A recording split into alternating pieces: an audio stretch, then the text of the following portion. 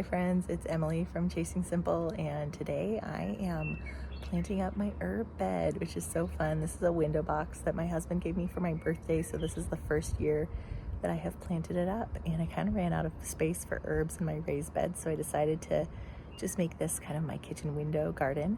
And I'm really excited because I can just reach out the kitchen window and snip things off once this kind of matures. So super excited to get this planted up, and in my imagination it of course looked way better than it does right now because plants take time to grow, which is too bad because then they don't really look super magazine worthy on day one. But hey, give this 6 weeks and it's gonna be amazing.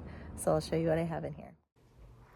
So my basic formula for doing this herb bed was to kind of do like a mix of ornamentals and herbs, and then anything that would flower I decided to do in purple, and that way I just kind of have like a nice accent color of the purple against all of the green, and I'm hoping that that will make for a really beautiful look overall. So I'm doing chives, which chives sometimes have purple flowers. I don't know for sure if the ones that I got do. I started from some from seed that were supposed to, but they didn't actually come up. So I did end up buying a nursery start of chives, and I'm hoping that I'll get some little purple flowers out of those as well. And then I did these cabbages that are kind of purple on the outer leaves and then cream with like a lavender center.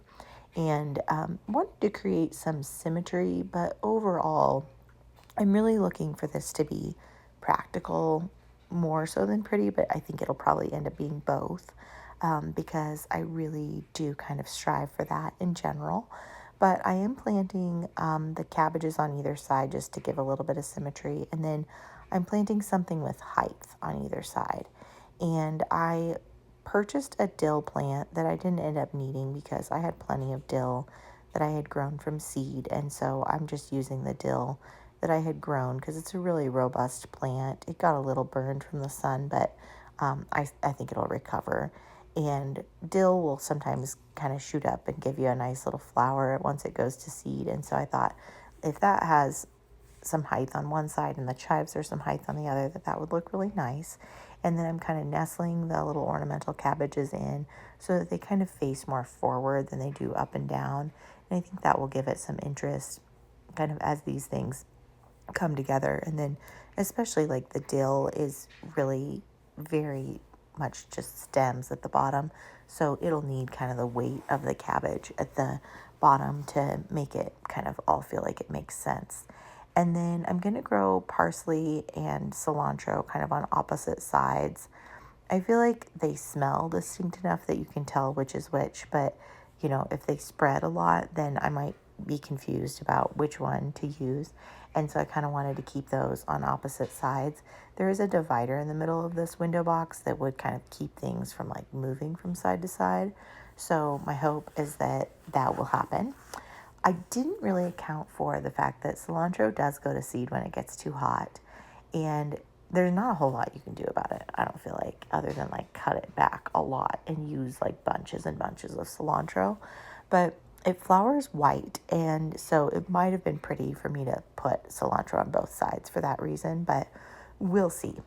And then I got quite a bit of cilantro out of my jugs that I planted, so I would say I have at least 2 cilantro plants here. That's kind of how I'm dividing it, is just in 2, but I could probably divide it even more if I had wanted to. So I do have 2 little clusters of the cilantro. And then I ordered my basil from Proven Winners, and I had heard really wonderful things about their Amazel basil. And last year I just had zero luck with basil in my garden, and I tried growing it from seed. I tried like 3 different nursery starts and it kept dying.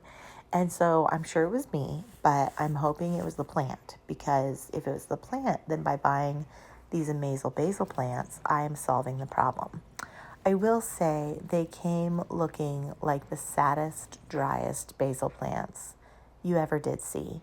And so they look atrocious, but even just a couple days later, they are looking very robust. So I think they just had some travel fatigue.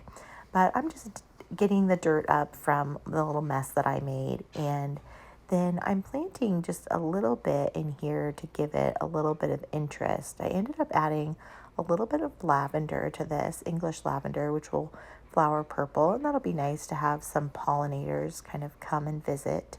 And then also I decided that I wanted to add some poppy seeds. And so I had gotten the seasonal decor box from She Holds Dearly, and she had included some really beautiful, amazing gray poppies in there. And it was just a couple of seeds, but you know, that goes pretty far in a window box that's only about 5 feet wide. And so I put those in the back, and they're like cream with kind of a purpley center. And so if those come up, that'll be pretty fun. I don't know if they will or not, but that sounds pretty exciting. And then I'm just watering this all in and kind of giving everybody a drink and hoping to revive those basil plants. So I think the thing about having a garden of any kind is that you kind of have to wait for it to fill in. I mean, the way that the plants get big is that you give them the space to get big. And it's hard to be patient. Like, you just want to stuff it full so that it looks awesome. But that doesn't necessarily mean that it's going to thrive if you do it that way. You know, these plants need room to move and to spread out and to grow into. And so it's a good reminder for me to just wait it out, enjoy the process, and just not to be always seeking instant gratification. And I'm really enjoying that lesson in my garden this year.